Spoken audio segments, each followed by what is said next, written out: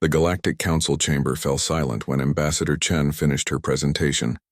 300 species, representing civilizations that had mastered faster-than-light travel before humanity had discovered fire, stared at the holographic display with what could only be described as horror.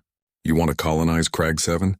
High Arbiter Velshun's translator struggled to convey the appropriate mixture of disbelief and concern.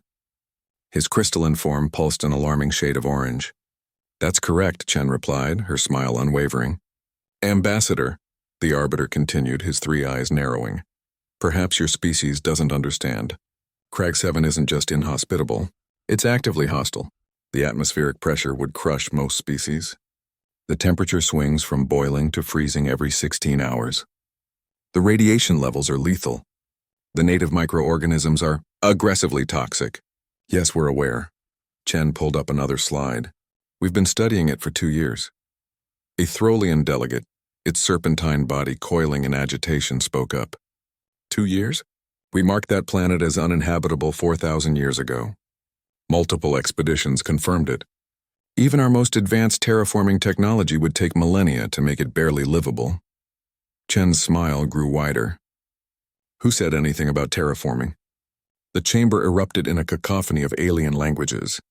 The translator AI struggled to keep up with the overlapping objections, warnings, and what sounded like genuine concern for humanity's apparent death wish. High Arbiter Velshun raised one of his primary appendages, calling for silence. "Ambassador Chen, I must insist you reconsider. Your species is young but promising. There are dozens of suitable worlds available for colonization. Why throw away lives on Crag 7? Chen looked around the chamber, meeting as many eyes and eye equivalents as she could. "Because you told us we couldn't." 18 months later, the first transport ships descended through Crag 7's violent atmosphere. Seasoned alien observers, watching from safe orbital distances, prepared to document what they assumed would be a disaster requiring immediate rescue operations. Instead, they watched construction drones deploy across the volcanic plains. The humans hadn't come to terraform. They'd come prepared. Within weeks, the skeleton of New Perth began to rise. Not delicate biodomes or underground bunkers like other species would have built, but a city designed to embrace Crag 7's hostility. The buildings stood on massive shock absorbers that swayed with the planet's frequent seismic activity. When the daily temperature swing began its boiling phase, the structure's outer shells vented the heat through convection channels, feeding it into massive thermoelectric generators. When the freeze came, insulation panels deployed automatically, while the stored heat was redistributed throughout the city. The crushing atmospheric pressure that would have killed most species? Human engineers channeled it through turbines, generating additional power. The toxic native microorganisms, contained in specialized bioreactors, converted into fuel and construction materials. By the end of the first year, New Perth housed 10,000 colonists and was exporting energy. High Arbiter Velshun arrived for the official inspection with deep skepticism. He'd seen the orbital images, but surely there had to be some hidden cost, some unsustainable element to this madness. Governor Maria Rodriguez met him at the spaceport, wearing nothing but light work clothes despite standing on a planet that should have killed her instantly. "Welcome to New Perth, High Arbiter," she said, offering her hand in the human gesture of greeting. "Beautiful day, isn't it?" Velshun looked up at the rust-colored sky, where 3 of Crag 7's moons were visible despite the daylight.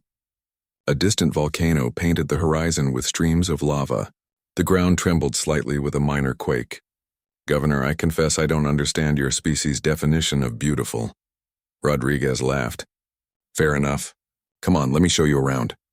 The tour lasted 3 hours. Velshun watched human children playing in parks enclosed by transparent aluminum, their laughter audible over the howling wind. He saw factories where workers manufactured advanced electronics, taking advantage of the planet's unique radiation signature. He visited farms where gene-modified crops thrived in soil that would poison most known plant life. "But why?" he finally asked. "You had better options. Easier options." Rodriguez led him to an observation deck overlooking the city center. Below, thousands of humans went about their lives, building, working, laughing. A celebration was happening in the main square. Apparently someone had just opened the first brewery. "High Arbiter, humanity spent 300,000 years on a planet that tried very hard to kill us," Rodriguez said. "We evolved dodging predators, surviving ice ages, enduring plagues. We learned to thrive in deserts, jungles, Arctic wastes, and everywhere in between. Earth made us stubborn. This isn't stubbornness, Velshun protested. This is home, Rodriguez finished. You see, that's what you and the Council don't understand. We don't look at Crag 7 and see a hostile world. We see a challenge. We see potential. We see a planet that reminds us where we came from. She gestured to the city below. Every species in the galaxy looks for paradise worlds. Perfect temperatures, calm weather, gentle environments. But humans? We grew up in hell. We learned to make it home. And now when the universe tells us we can't live somewhere, she grinned. That just makes us want to prove it wrong. Velshun's crystalline form pulsed thoughtfully as he processed this. Your species is insane. Probably, Rodriguez agreed cheerfully. But we're also here to stay. Within 5 years, New Perth had spawned 7 sister cities across Crag 7. Within 10, the planet had become a major industrial hub, its hostile conditions making it perfect for manufacturing processes that required extreme environments. Other species began requesting human consultants for their own difficult colonization projects. Worlds previously marked as uninhabitable were being reassessed through a human lens. At the next Galactic Council session, High Arbiter Velshun proposed a formal amendment to the colonization guidelines. The old designation of uninhabitable would now include a subcategory, uninhabitable except to humans. The amendment passed unanimously. Ambassador Chen, attending virtually from New Perth, raised her glass of locally brewed beer to the camera. Behind her, through the window of her office, Crag 7's latest volcanic eruption painted the sky in shades of orange and red.